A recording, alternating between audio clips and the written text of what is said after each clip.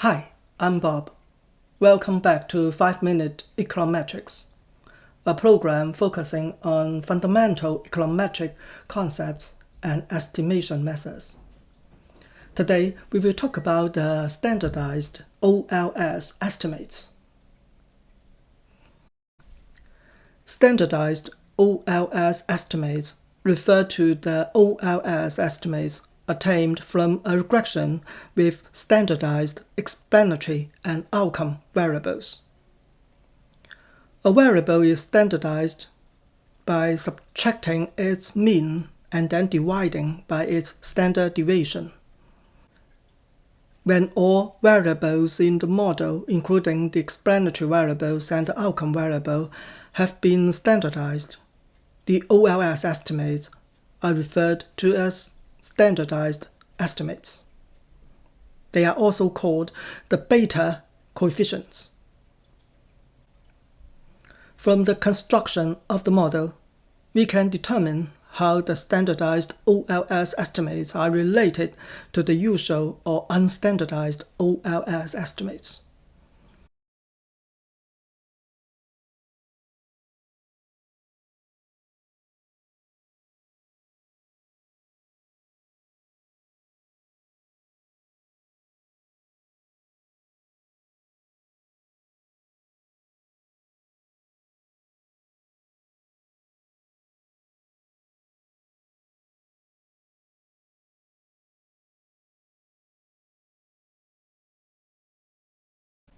The slope estimates are the usual OLS estimates multiplied by the ratio of the standard deviation of the explanatory variable to the standard deviation of the outcome variable.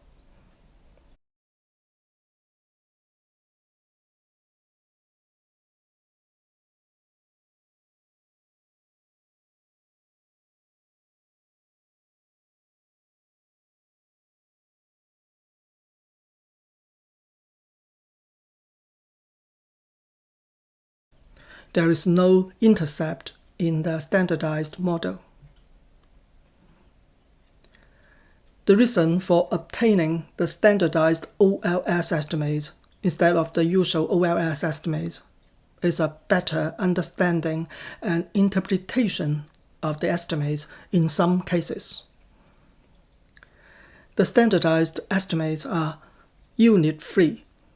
We are measuring the effects of x on y in terms of standard deviations rather than their original units. Sometimes the original units can be difficult to understand. In other cases, we have no idea whether the effects are large or small, looking at the usual OLS estimates. In such situations, a unit-free estimate can be helpful. The interpretation of the standardized OLS estimate is that a one standard deviation increase in x leads to a beta tilde standard deviation change in y. For example, in a regression of hourly wages on SAT test scores, it makes more sense to ask what happens when the score increases by one standard deviation rather than by certain points. Another advantage of obtaining the standard OLS estimates is that we can compare the effects of the explanatory variables and see which one has the largest effect on the outcome variable. From previous topics, we know that the magnitudes of usual OLS estimates can be changed at will by changing the units of measurement. However, the change in the units will not change the standardized OLS estimates. Therefore, the magnitudes of the beta coefficients indicate which explanatory variables play the most important role. Next, let me use an example to illustrate the standardized OLS estimates, also known as beta coefficients. The model relates the median housing price to population level and other community characteristics.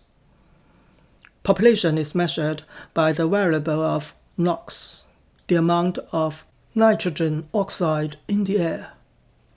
One way to understand the size of the population effect is to compute the beta coefficients, which represent the standard deviation change in house prices caused by a 1 standard deviation increase in population.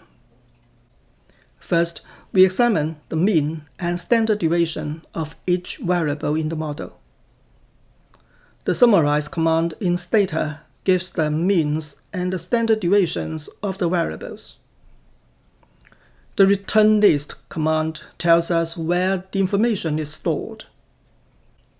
Then, we employ the for each command to execute a loop inside which the standardized variables are generated.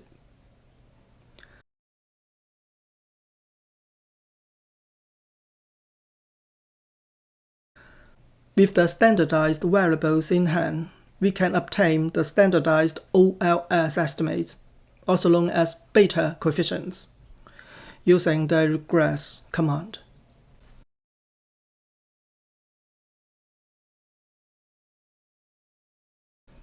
Alternatively, we can apply the regress command with the beta option to the original unstandardized variables. Stata will report both the usual OLS estimates and the standardized OLS estimates in the same table.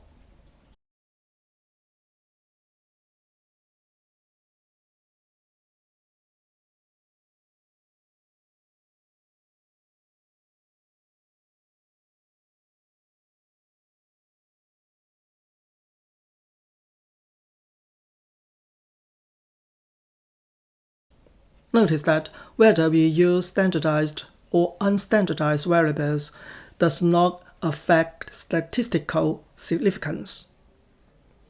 The t-statistics, the r-squared, and the overall f-statistic are unchanged. Today, we have explored the standardized OLS estimates, also known as beta coefficients. Thank you so much for watching this video. See you soon. Take care.